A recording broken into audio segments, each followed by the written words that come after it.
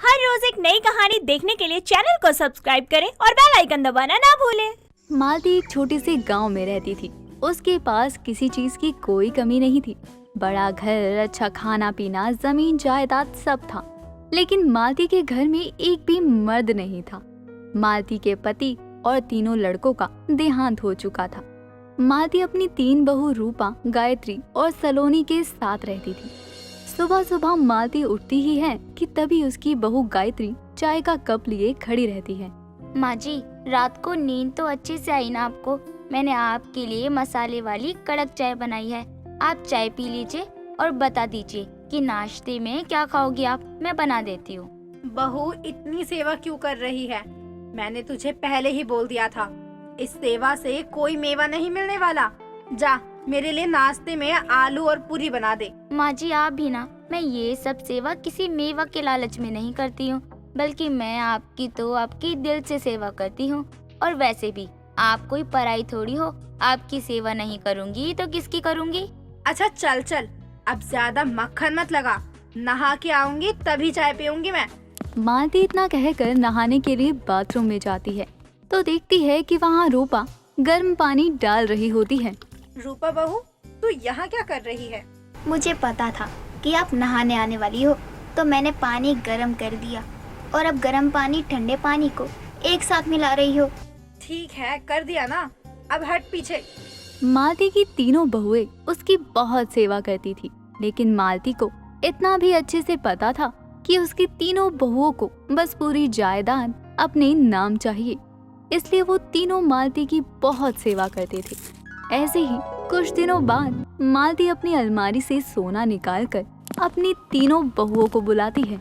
ये सारा सोना आप हमें दे रही हो? माँ जी, सच में आप बहुत अच्छी हो और मुझे नहीं पता था कि आपके पास इतना ज्यादा सोना है। माँ जी, मुझे ना वो वाला हार बहुत पसंद है। माँ जी, मुझे वो कंगन बहुत अच्छे लग रहे हैं। आपको पता है माँ जी, मेरे पास एक बनारसी साड़ी भी है। जब मैं ये कंगन पहनूंगी ना, तो बनारसी साड़ी के साथ सब बहुत अच्छा लगेगा। चुप करो तुम तीनों, मेरी बात सुनते ही नहीं हो, बस अपनी अपनी बोलनी होती है। मैंने तुम तीनों में से किसी से भी ये नहीं कहा कि मैं तुम तीनों को अपना सोना देने वाली हूँ। माँ जी, लेकिन इसका मतलब तो यही है ना, आपने अपना सारा सोना निकाल दिया और अब आप अपनी बहुओं को यहाँ बुला रही हो। मतलब आप अपना सारा सोना हमें देने वाली हो। बस इसीलिए कहते हैं कि जितना दिमाग हो इंसान के पास हो, उसे उतना ही इस्तेमाल करना चाहिए। ज्यादा इस्तेमाल करने से यही होता है कि उसे कुछ समझ नहीं आता।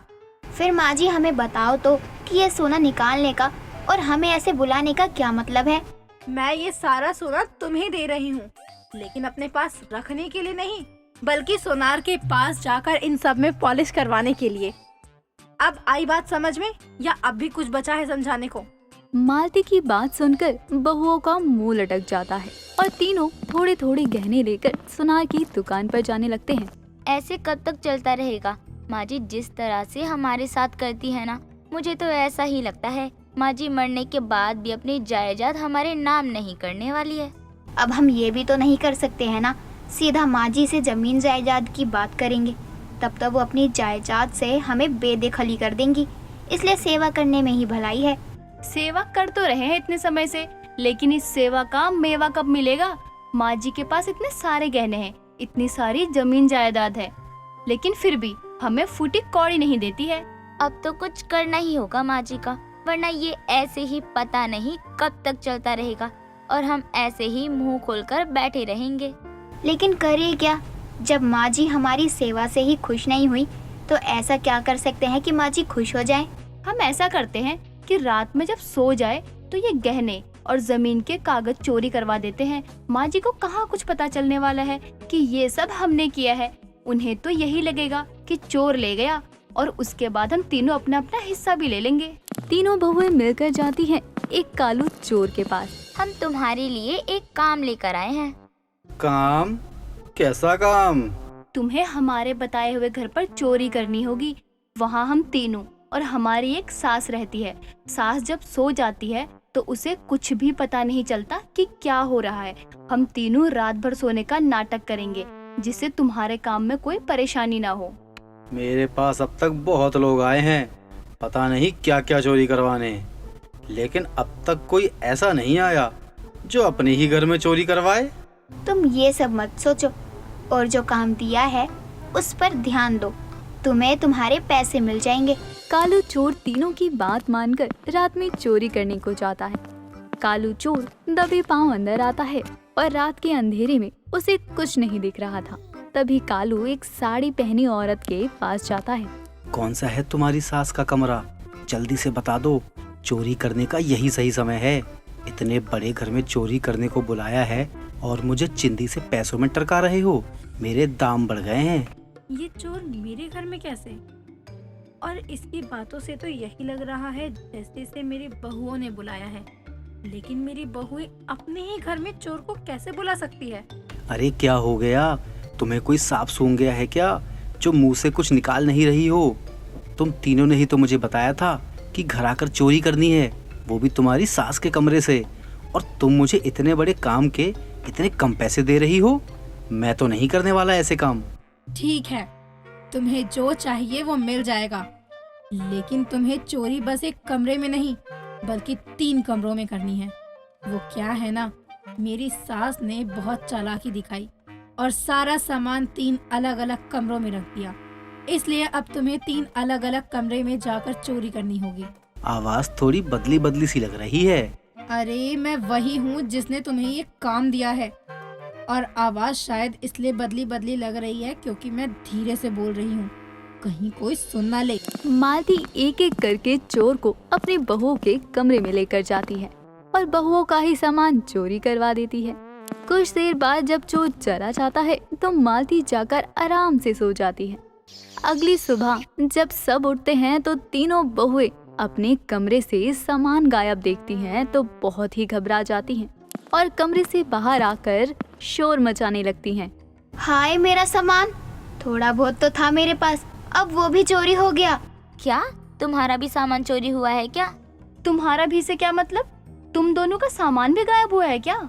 इसका मतलब कल चोर आया तो था, लेकिन वो हमसे ही तेजी दिखाकर चला गया। हमने उसे कहा था कि माँ जी के कमरे से सामान चोरी करना, और वो एक कमरे के बजाय 3 कमरों में हाथ साफ करके चला गया। चलो तो जरा उस चोर को अभी सबक सिखाते हैं हम। तीनों को बहुत ज्यादा गुस्सा आता है और फिर तीनों वहाँ से कालू चोर के पास जाती हैं। हमने तुम्हें हमारे सास के कमरे से सामान चोरी करने को कहा था और तुमने हमारे ही कमरे से सामान गायब कर दिया। अरे आप तीनों क्या पागल हो गई हो? मुझे जहाँ बोला गया था मैंने वहीं पर तो चोरी की है। अगर जहाँ बोला गया था वही चोरी की है तो परेशान हम क्यों हैं? परेशान तो माँ जी को होना चाहिए ना। देखो सच सच बता दो कि तुमने ही चोरी की है ना हमारे कमरे से। अरे मैं सच ही तो बोल रहा हूँ, चोरी मैंने ही की है। मैं आया था और आप में से एक ने ही मुझे कहा था कि सास ने चालाकी दिखा दी है और सामान एक नहीं बल्कि 3 कमरों में रख दिया है। कालू चोर की बात सुनकर तीनों के चेहरों से रंग उड़ जाता है। तभी वहाँ मालती आती है। क्या हुआ बहुओं, तुम तीनों की चालाकी ज्यादा चल नहीं पाई क्या? माँ जी आप यहाँ? हाँ मैं यहाँ। तुम तीनों को क्या लगा कि तुम मुझसे तेज चल पाओगी? नहीं, सास हमेशा सास ही रहती है, फिर बहुएं कितनी ही चालाकी क्यों ना कर लें। तुम अपनी सास से आगे चल रही थी ना कि सास की सेवा में मेवा मिल रहे हैं, तो लो, जो तुम्हारे पास था अब वो भी गया। मालती की तीनों बहुओं की चालाकी उन तीनों पर ही भारी पड़ जाती है। दोस्तों अगर आपको ये कहानी पसंद आई तो इसे लाइक करें, शेयर करें और कमेंट करके बताएं कि कहानी में आपको सबसे अच्छा क्या लगा।